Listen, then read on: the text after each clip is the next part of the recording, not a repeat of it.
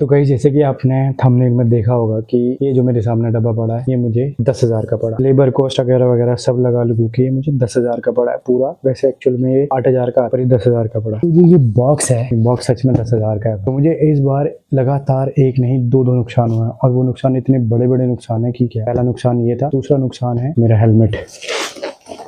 दिखाता हूँ। तो मैं गया हुआ था चंडीगढ़। अब आपको यकीन नहीं आएगा, मेरा हेलमेट वहां से चोरी हो चुका है। ये है लॉक, और चोर इतना शातिर है, ये भाई पता नहीं कैसे काटा है ये। इस लॉक को उस बंदे ने यहाँ से अलग कर दिया और इतनी सफाई से करा है कि इसमें और कोई दिक्कत ही नहीं आई है भाई। पट्ट काटा और ये लेके चला गया, और वो 5,000 का हेलमेट गायब। एक वो और एक ये नुकसान हुआ है।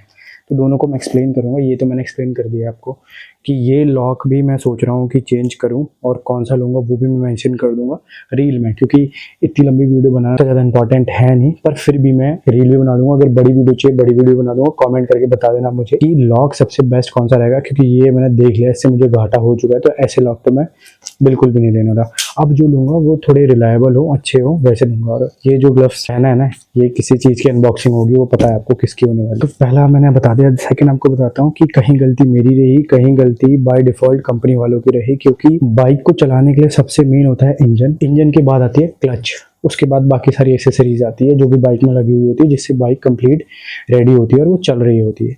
तो क्या होता है कि जो मेरी बाइक मुझे मिली वो स्टार्टिंग से वैसे नहीं थी। कुछ टाइम बाद उसमें इशू आने स्टार्ट हुए कि उसका क्लच अपने आप टाइट हो जाता था। मैंने इग्नोर करा, मैंने कहा चलो कोई नहीं, अपने आप टाइट हो जा रहा है, क्या ही सीन है, कोई नहीं, खुद ढीला कर लो, ठीक है। एक बार हुआ, दो बार हुआ, बहुत बार तो ऐसा हुआ कि बाइक आगे ही नहीं बढ़ रही, क्लच इतना टाइट है कि मेरी ये वाली नस दर्द हो जाती है। इनफैक्ट मैंने आगे भी व्लॉगों में कहीं पे मैंने मेंशन किया होगा कि मेरी ये दर्द हो रही है, कि कोई है इलाज तो बताओ। मुझे तो उस टाइम पे ऐसे लगा कि नॉर्मली मेरी गलती है, मुझे चलानी नहीं आती बाइक। पर फिर जब धीरे धीरे जब पता चला कि ये एक्चुअल में एक इशू है, कि उन्होंने बताया कि कभी भी जब आप गाड़ी ऐसे ऐसे मोड़ते हो तो उससे क्लच टाइट हो जाता है। मैंने कहा चलो ठीक है, कोई नहीं। मैंने कहा अगर ऐसे ऐसे मोड़ते हैं तो गाड़ी मुड़ने के लिए क्यों बनी है, सीधे चलने के लिए बनी होती है कि नहीं। अगर तुमने क्लच ऐसे फिक्स ही नहीं कर रखा है कि ऐसे मोड़ने पे टाइट हो जा रहा है, तो गलत बात है ना, फिर तो गलत है वो।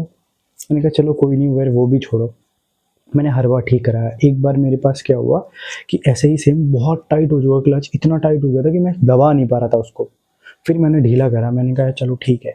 उसके बाद अभी जब मैं बरोड गया था, बरोड से मैं जब वापस आ रहा था तो मैं सुंदर नगर में था। आई थिंक सुंदर नगर या कुछ ऐसा ही पड़ता है बीच में, यार मैं नाम भूल गया उसका। तो वहाँ पे आते ही क्या हुआ, अचानक से 4,000 के ऊपर मेरी बाइक ही नहीं जा रही है। तीसरे चौथा गियर पे बाइक है और मैं एक्सीलेटर करे जा रहा हूँ, बाइक बढ़े ही ना। मैंने कहा ये क्या हुआ अचानक से। मैंने कहा ये तो दिक्कत वाली बात है। मैंने कहा ये पुरानी दिक्कत आ गई कि एक बार मेरे को पहले भी आई थी, मैंने क्लच ढीला करवाया, बैक टू नॉर्मल हो गया। मैंने कहा चलो क्लच ढीला करते, नहीं आई, हुआ ही नहीं ठीक हो। फिर मैं अगले दिन ले गया उसको आरी वालों के पास। आरी वालों को मैंने दिखाया कि ये इशू आ रहा है। उन्होंने भी क्लच ढीला करा। मैंने कहा आप एक राउंड लगा के आओ तो देखो। मैं गया और मैंने देखा कि नहीं, ठीक ही नहीं हुआ। फिर उन्होंने चेक करा, उन्होंने कहा भाई इसकी तो क्लच प्लेट जा चुकी है, आपको उसकी क्लच असेंबली बदलवानी पड़ेगी। मैंने कहा असेंबली बदलवानी पड़ेगा, कितना लगेगा? कह रहे 8,000 की असेंबली आती है, लगा लोगों के आपको 10,000 10-11,000 का खर्चा पड़ जाएगा। मैंने कहा चलो ठीक है। फिर मैंने उनसे पूछा, मैंने कहा एक बार खुद बताओ, असेंबली लगाना ठीक है कि आपका क्लच प्लेट लगाना ठीक है?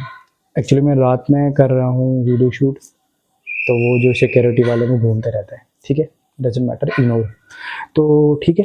तो फिर क्या होता है कि मैंने उनसे पूछा, तो उन्होंने मुझे बताया कि देखो अगर आप प्लेट लगाते हो तो अभी, अगर आप प्लेट लगाते हो तो अभी आप प्लेट चेंज कर रहे हो, कोई नहीं, आगे आने वाले टाइम पे आप असेंबली चेंज करोगे। अगर असेंबली ख़राब होगी तो आपको डबल खर्चा होगा, क्योंकि प्लेट में लगाना है, फिर असेंबली में लगाओगे तो डबल खर्चा होगा। तो इससे अच्छा आप असेंबली कर दो।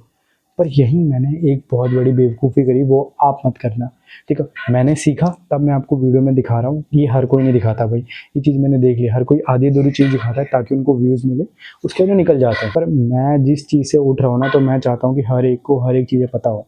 तो कभी भी हो, अगर आपको लग रहा है, आपने तो एक तो देखा नहीं आपकी क्लच प्लेट कैसी है या असेंबली कैसी है, मैंने एक्चुअल में देखा, मैं दिखाता हूँ आपको। तो क्लच प्लेट जो है ना, अब देखो, तो जो क्लच प्लेट है वो दिख रहे होंगे आपको, फूक चुकी है, कुछ कुछ है, देखो कुछ बची हुई है, कुछ है सही है। पर असेंबली देख सकते हो पूरी एकदम नई नेवेली साफ है। तो मैंने जो घाटा किया वो यही किया कि मुझे असेंबली चेंज नहीं करवानी थी, मुझे सिर्फ क्लच प्लेट करवानी थी। तो जो क्लच प्लेट है आपकी, वो क्लच प्लेट आपकी 3-4 हज़ार में भी ठीक हो जाती है, ठीक है।